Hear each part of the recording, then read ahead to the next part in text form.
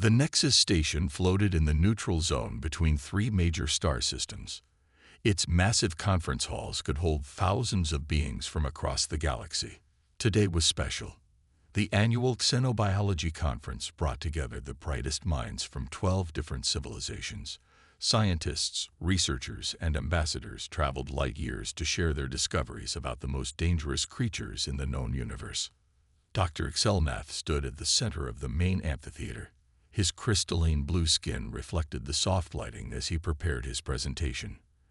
The Krillian scientist had studied dangerous organisms for over 50 standard years.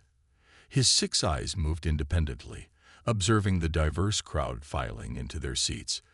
The Vorthans sat in reinforced chairs due to their massive 4-armed bodies. The ethereal goslings floated above their designated areas, their translucent forms shimmering. The bird-like Zephyrians perched on elevated platforms, their colorful feathers rustling with anticipation.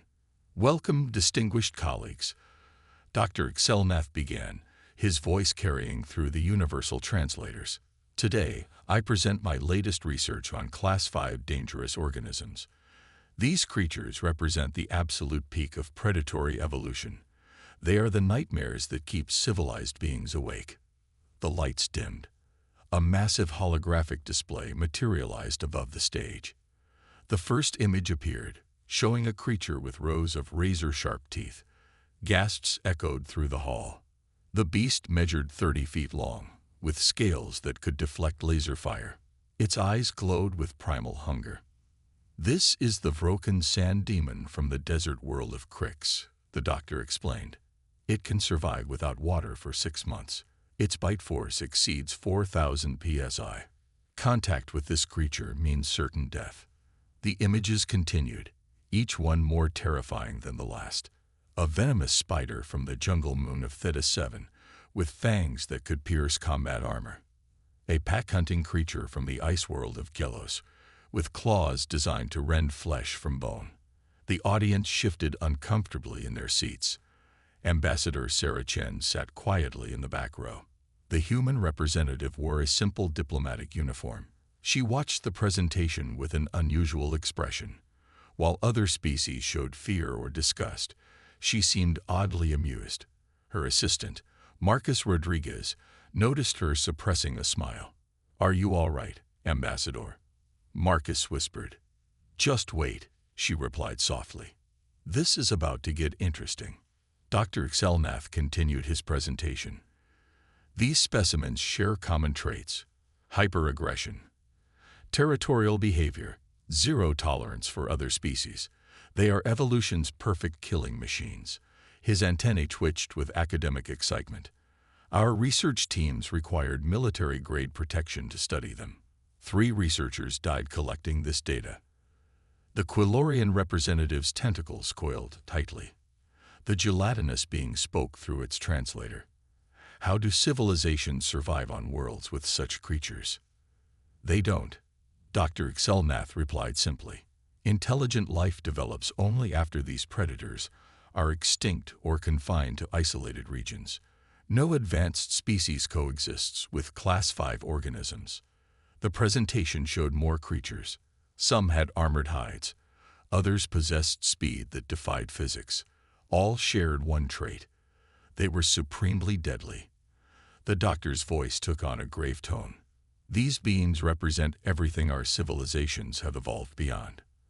They are reminders of the primitive chaos we escaped." Commander Fektok of the Vorthan military nodded his massive head. "This is why planetary security protocols exist. One escaped specimen could devastate a colony." "Precisely," Dr. Xelnath agreed. "Which brings me to my most concerning discoveries. Several worlds in the Outer Rim still harbor these creatures, most notably the planet Earth in the Sol system." At the mention of Earth, several species turned to look at Ambassador Chen. Humanity was still relatively new to the galactic community. First contact had occurred only 20 years ago. Many species remained curious about these unusual bipeds who thrived on a world classified as a death world. The hologram shifted.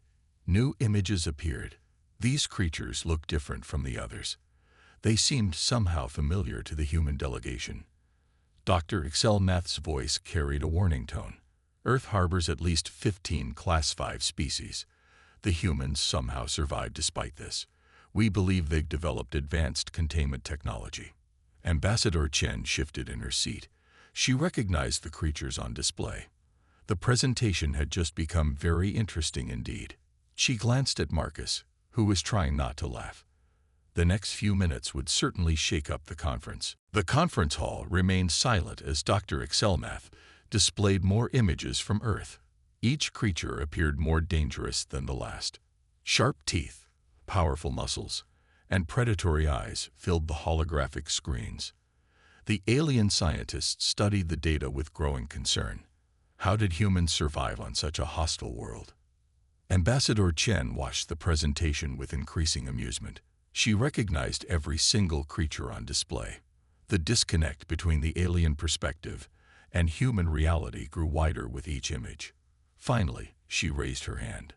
The simple gesture caused a ripple of surprise through the audience. Humans rarely spoke during these scientific presentations. Dr. Excelmath noticed the raised hand. His 6 eyes focused on the human section. Yes, Ambassador Chen. Do you have a question? Sarah Chen stood up slowly.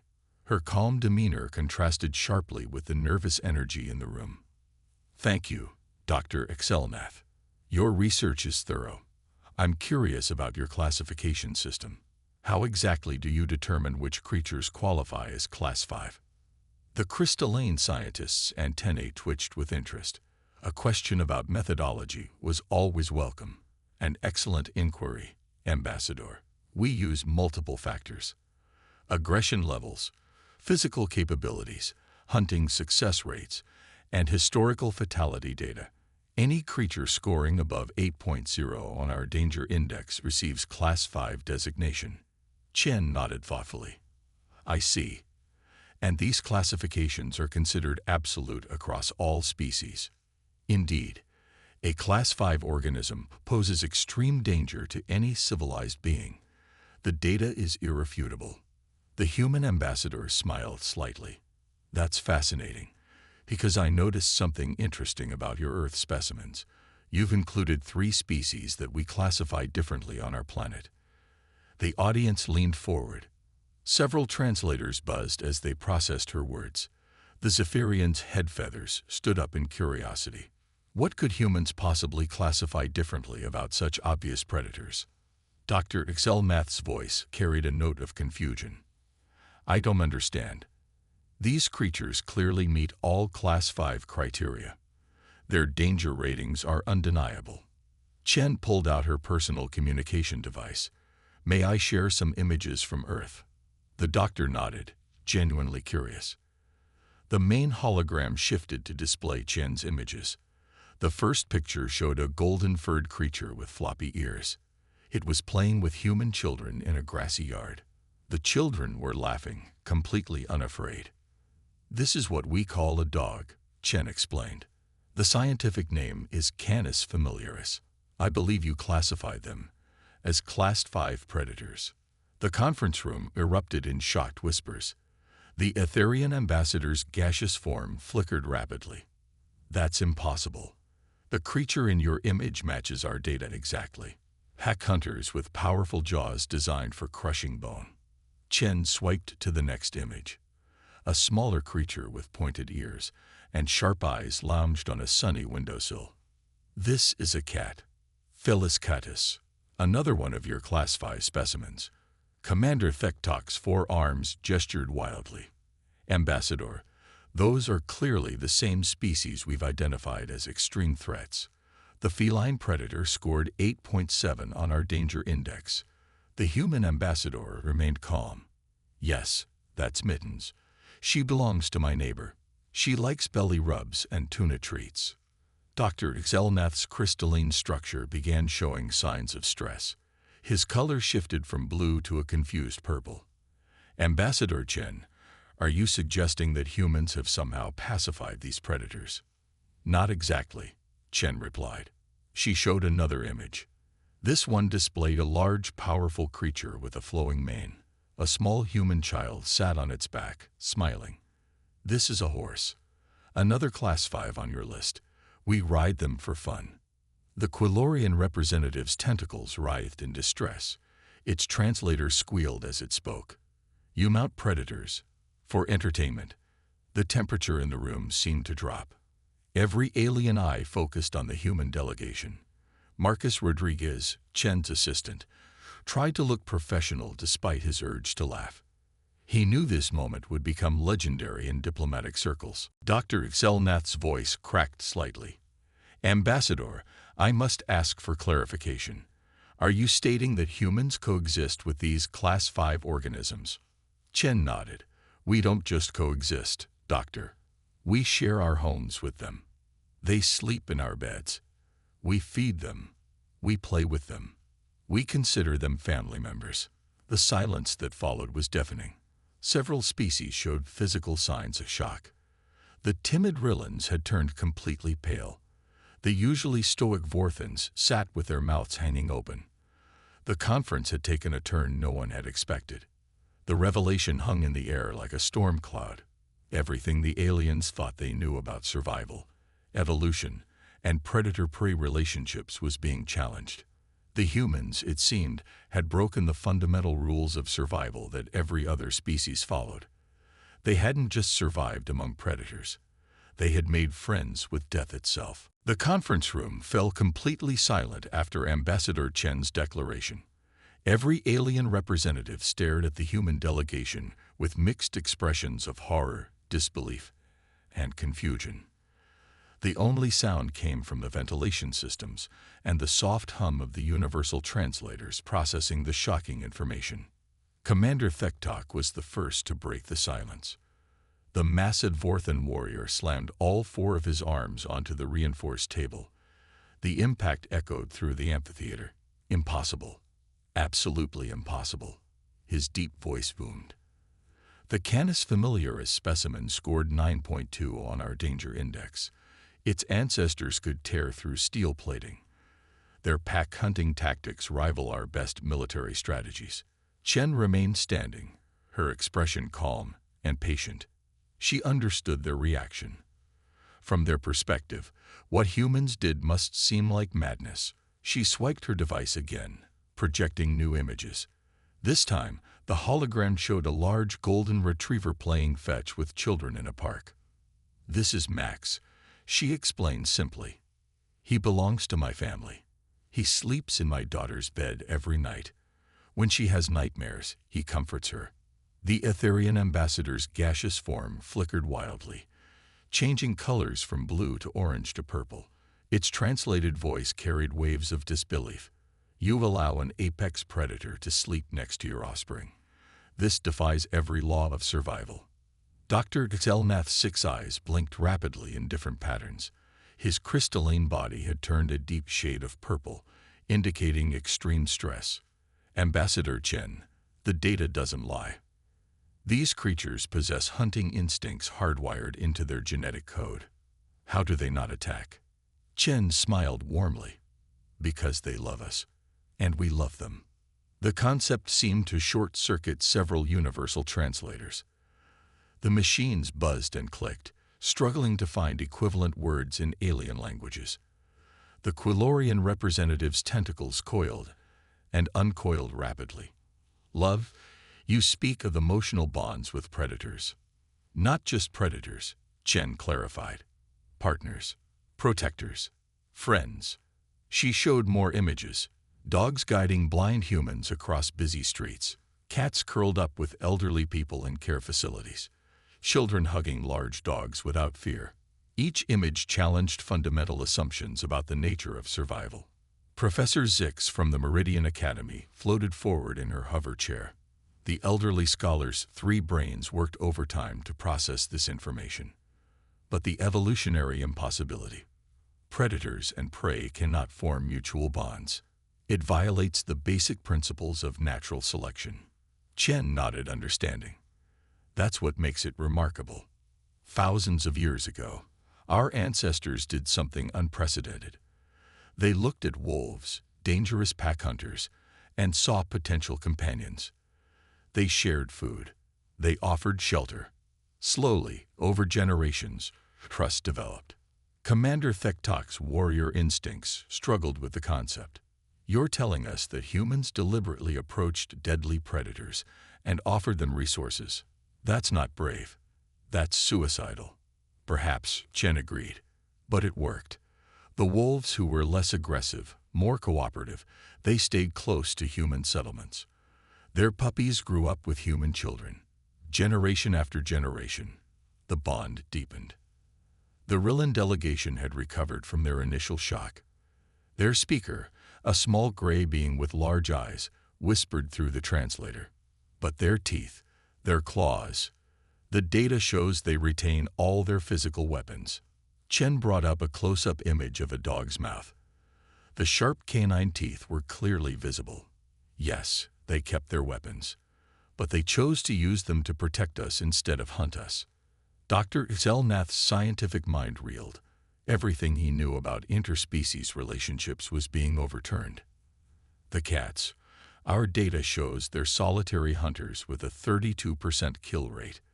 How did you manage to coexist with such efficient predators? Chen laughed softly. The sound seemed to startle several species. We didn't domesticate cats. They domesticated themselves. They decided our settlements had mice and warm places to sleep. They moved in and never left. She showed videos of house cats. They knocked objects off tables. They ignored their humans. They demanded food at inconvenient times. Yet humans continued to care for them, even serving them. In fact, Chen added with amusement, many humans joke that cats trained us, not the other way around. The conference room buzzed with frantic discussions. Scientists compared notes. Military officials reassessed threat levels. Philosophers questioned fundamental truths about consciousness and choice. The human revelation had shattered conventional wisdom that had stood for millennia. Dr. Zelnath's color slowly shifted back to his normal blue. His scientific curiosity began to override his shock. Ambassador, what you're describing revolutionizes our understanding of predator psychology. These creatures chose cooperation over consumption. Chen nodded. They chose partnership, and that choice changed both species forever. The implications rippled through the assembled minds. If humans could transform deadly predators into loyal companions, what else were they capable of? The Deathworlders had just revealed their first impossible secret, and the conference sensed this was only the beginning. The conference erupted into chaos after Ambassador Chen's revelations. Different species argued in their native languages. Translators struggled to keep up with the rapid exchanges. Some scientists demanded proof. Others insisted the humans were lying. The noise level rose until the ancient AI consciousness known as the Archivist Prime intervened. A deep harmonic tone resonated through the amphitheater. The sound had a calming effect on all organic beings present.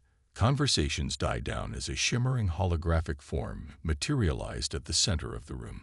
The Archivist Prime appeared as a complex geometric pattern that constantly shifted and reformed.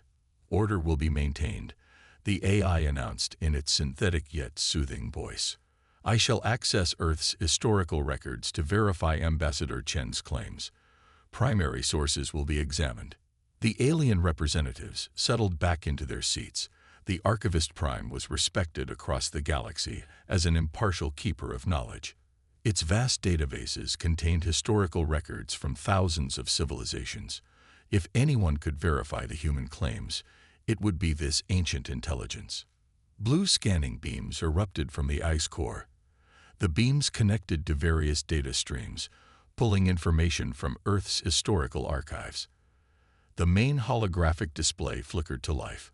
The first images appeared, crude paintings on stone walls, cave paintings from Earth, dated approximately 30,000 years ago, the archivist explained. The images showed primitive humans standing beside wolf-like creatures. They appeared to be hunting together, not fighting each other. Dr. Zelnath leaned forward, his 6 eyes studying the ancient artwork. Remarkable. These early humans were already forming cooperative relationships with predators. The display shifted. Egyptian hieroglyphs filled the screen. Detailed carvings showed cats sitting in temples, being fed by priests. Some images depicted cats wearing jewelry, sitting on thrones like royalty. Egyptian civilization. Approximately 4,000 years ago, the AI continued. Felines held sacred status. Killing a cat carried the death penalty. Families mummified deceased cats for the afterlife. The Quilorian representatives' tentacles waved in confusion. They worshipped predators. This seems like Stockholm Syndrome on a cultural scale. More images flowed past. Greek pottery showing dogs beside warriors. Roman mosaics depicting guard dogs with cave canem warnings. Medieval tapestries displaying knights with massive hunting hounds. Each era showed humans and dangerous animals working together. The Archivist Prime highlighted specific examples. Analysis indicates humans didn't merely survive alongside predators. They actively integrated them into their social structures. Dogs joined hunting parties. Cats protected grain stores. Horses carried humans into battle. Commander Thektok studied the military applications with professional interest. These war hounds, our records show they could crush bone with their jaws. Yet humans used them as weapons. Correct, the AI confirmed. Historical battles show military units employed attack dogs. The animals showed absolute loyalty to their human handlers, even unto death. The display showed a particularly striking image. A massive war dog stood over a fallen soldier, protecting the body from enemies. The dog was wounded but refused to leave its human side. Dr. Xelnath's scientific mind processed the implications. This goes beyond simple domestication. These animals developed emotional bonds that overrode their survival instincts. The Archivist Prime agreed. Evidence suggests mutual evolution. Humans developed features that appealed to protective instincts in canines. Large eyes, softer features, longer developmental periods. Meanwhile, dogs developed expressions that triggered nurturing responses in humans. They evolved together. The Etherian ambassador's form solidified with surprise, a symbiotic relationship that changed both species. New data streamed across the display. Genetic comparisons between ancient wolves and modern dogs. Brain scans showing similar activity patterns in humans and dogs when viewing each other. Chemical analyses of shared hormonal responses during bonding. Remarkable, the AI noted. When humans and dogs interact, both species release oxytocin, the same hormone involved in parent-child bonding. They hijacked each other's emotional systems. Dr. Xelnath's crystalline fingers moved across his control panel. The main holographic display focused on a single Earth creature. The image showed a small, furry animal with pointed ears and sharp eyes. Its body language suggested both grace and lethality. The alien scientist's 6 eyes narrowed as he examined the data. "Let us examine the Felis catus more closely," he announced. "This creature presents the most puzzling paradox of all Earth predators." The data streamed across multiple screens, night vision capabilities that surpassed most military equipment, retractable claws with surgical sharpness, flexible spines allowing impossible contortions, reflexes that operated faster than conscious thought. Every specification screamed danger. "Observe these statistics," Dr. Xelnath continued. "Hunting success rate of 32%, higher than most large predators. Their prey drive remains fully intact despite thousands of years near humans." The Zephyrian delegate ruffled her feathers nervously. How do humans survive sleeping near such creatures? Their night vision alone makes them perfect assassins. Ambassador Chen stood again, a slight smile on her face. "Dr. Xelnath, may I show you something interesting about cats?" The crystalline scientist nodded. Chen's device projected new images. The first showed a cat lying on its back, paws in the air, while a human rubbed its belly. The cat's eyes were closed in apparent bliss. "This is Mr. Whiskers. He belongs to my aunt. He demands belly rubs every morning." The audience stared in disbelief. Several species physically recoiled from the image. The Vorthan commander's forehands clenched. "It's exposing its most vulnerable area." That's either complete trust or a trap. Both, Chen replied cheerfully. Sometimes he attacks the hand rubbing his belly. Other times he purrs and falls asleep. Cats are unpredictable that way. She showed more videos. Cats kneading blankets with their paws. Cats chasing laser pointer dots. Cats squeezing into impossibly small boxes. Each behavior seemed to contradict their predator status. Dr. Zelnath's color shifted to a confused yellow. But their hunting instincts. Our scans show heightened activity in their predatory neural pathways. They should be constantly stalking and killing. Oh, they do, Chen confirmed. She pulled up different images. Dead birds arranged on doorsteps. Mice left in shoes. Lizards presented as gifts. They hunt regularly. Then they bring their kills to us.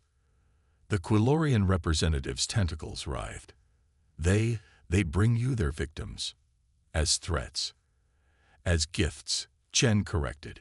They think we're terrible hunters. They're trying to feed us. The conference room buzzed with confusion. The Etherian ambassador flickered rapidly.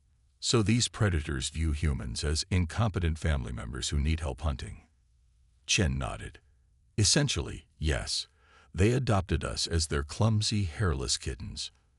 Dr. Xelnath struggled to process this information. The psychological implications are staggering. These creatures maintain their predatory skills while extending their social group to include apex predators from another species.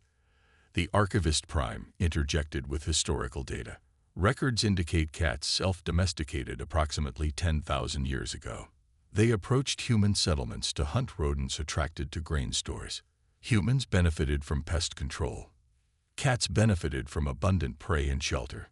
Chen showed a video of a cat sitting in a cardboard box, ignoring an expensive cat bed nearby. They kept their independence too. Unlike dogs, cats chose to stay with us on their own terms. Professor Zix from the Meridian Academy floated forward. But surely some cats remain dangerous. Their weapons are intact. Their instincts remain sharp. Every cat can be dangerous, Chen agreed. They're moody. They attack when annoyed. They scratch furniture. They knock things off tables for fun. Yet we keep millions of them as companions. She displayed statistics. Over 600 million cats lived with humans worldwide. Medical studies showed cat owners had lower stress levels. Children who grew up with cats developed stronger immune systems. Commander Thektok shook his massive head. Humans actively seek out creatures that could kill them in their sleep. This defies all military logic. Perhaps, Chen said. But imagine having a tiny predator that purrs on your lap while you work. That warns you of intruders. That keeps your home free of pests. The benefits outweigh the risks. Dr. Xelnath's scientific mind reeled. You're describing a symbiotic relationship where both species retain their essential natures. Cats remain predators.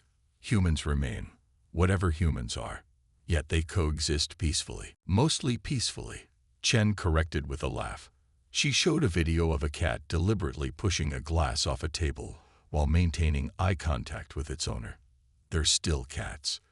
The revelation settled over the conference like a heavy blanket. If humans could form partnerships with creatures as unpredictable as cats, creatures that retained all their predatory capabilities, what did that say about human psychology? The Deathworlders weren't just brave or crazy. They possessed an ability to see beyond immediate danger to potential partnership. They could love creatures that could kill them. And somehow, impossibly, those creatures loved them back. Professor Zix from the Meridian Academy adjusted her hover chair to face Ambassador Chen directly. The elderly scholar's three brains synchronized their thinking patterns as she formulated her next question. Explain the canines, she demanded with scientific precision. Their bite force registers at 230 psi. Their pack coordination rivals our best military units. How did humans survive first contact with such predators? Chen's expression softened with genuine warmth. She pulled up a new set of images on the holographic display. The first showed a reconstruction of an Ice Age landscape. Small groups of humans huddled around fires while wolves prowled the edges of the camp. 30,000 years ago, Chen began. The world was frozen. Food was scarce. Both humans and wolves struggled to survive. Our ancestors noticed something interesting. The wolves followed successful hunting parties, hoping for scraps. The display shifted to show a human tossing meat toward a wolf pack. The wolves grabbed the food but maintained their distance. Dr. Exelnath leaned forward, his crystalline body pulsing with interest. A dangerous strategy. Feeding predators typically increases aggressive behavior. Usually, yes, Chen agreed. But something unexpected happened. The friendliest wolves, the ones who showed less aggression, got more food. They survived better. They had more puppies. The Archivist Prime projected supporting data. Genetic analysis confirmed selective pressure for docility. Aggressive wolves were driven away or killed. Calmer wolves received resources. Chen continued the story. Generation after generation, the friendliest wolves stayed closer to human camps. Their puppies played with human children. They grew up together, learned together, hunted together. She showed a touching image. A prehistoric child sleeping curled up with a wolf puppy. Both looked completely peaceful. The Etherian ambassador's gaseous form swirled with confusion. But the danger. One moment of aggression could kill the child. That's why trust took thousands of years to build, Chen explained. Humans didn't transform wolves overnight. We grew together, changed together. We became family. The display showed the gradual transformation. Wolves became dogs. Their faces softened. Their ears drooped. They developed expressive eyebrows that humans could read. They learned to understand human emotions. Commander Thektok studied the military implications. Your historical records show these creatures serving in combat. Their loyalty in battle is legendary. Chen nodded and showed images of military working dogs. Dogs detecting explosives. Dogs tracking enemies. Dogs protecting wounded soldiers. One particular image showed a dog refusing to leave its handler's grave. They serve as our eyes, ears, and shields, Chen said quietly. Some detect diseases before our machines can. Others guide the blind through busy streets. They rescue people from avalanches, find lost children, comfort the sick. Dr. Exelnath's 6 eyes blinked in different patterns. The neurological changes required for such behavior modification seem impossible. Predatory instincts don't simply disappear. The Archivist Prime displayed brain scans. Incorrect, Doctor. The instincts were redirected, not removed. Dogs maintain pack hunting behaviors but consider humans pack leaders. They protect human puppies as their own. Aggressive instincts focus on threats to the pack. Chen showed a video of a family dog playing with a toddler. The child pulled the dog's ears, poked its eyes, and climbed on its back. The dog remained patient and gentle throughout. This is Duke, Chen explained. He weighs 80 pounds and could easily harm the child. Instead, he lets her use him as a pillow. When strangers approach, he becomes a guardian. Same instincts, different application. The Quilorian delegate's tentacles moved in agitation. You're describing psychological reprogramming on a species level. This should take millions of years, not thousands. That's the remarkable part, Chen replied. Dogs evolved faster than any species we know. They wanted to be with us. We wanted them with us. Evolution accelerated because both species benefited. She showed modern examples. Service dogs alerting to seizures.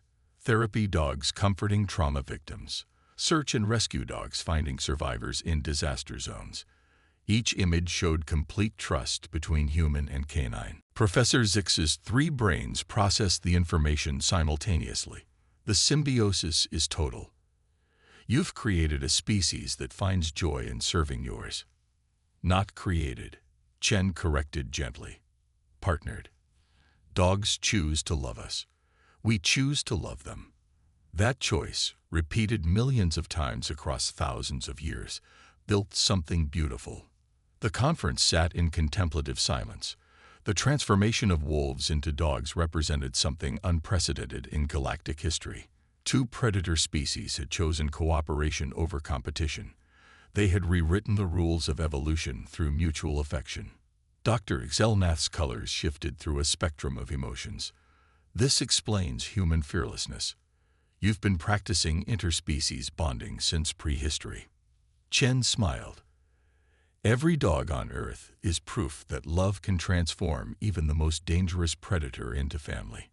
If we could do it with wolves, who knows what else is possible? The question hung heavy in the air. If humans could turn pack hunters into loyal companions through patience and affection, what did that mean for first contact with other species? The implications stretched far beyond Earth, challenging everything the galaxy thought it knew about the limits of interspecies relationships.